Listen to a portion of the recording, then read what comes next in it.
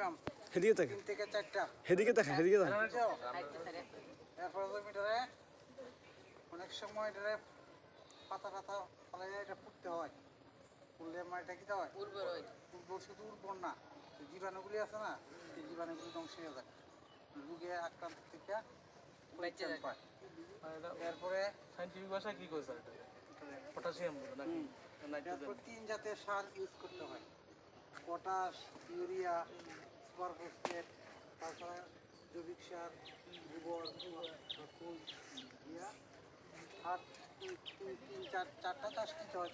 চতুর্থ চাষের আগে এটা মিক্স করতে হয় মাটির সঙ্গে, মিক্স করার পরে অন্তত 10 দিন পরে চারা গাছ লাগাই দিব, আর তার গ্যাসটা থাকে মাটির মধ্যে, তখন শীতটা নষ্ট হতে পারে।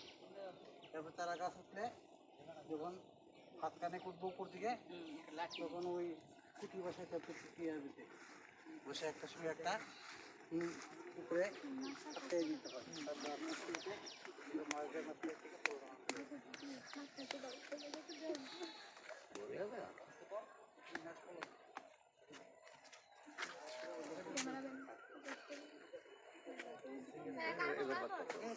ওইটা ক্ষেতটা কাটা রেডি করতেছে এদিকে সাপ্লাই আছে, সাপ্লাই দৌড় লাগে না, সাপ্লাই দৌড় লাগে এই পুরা টুকা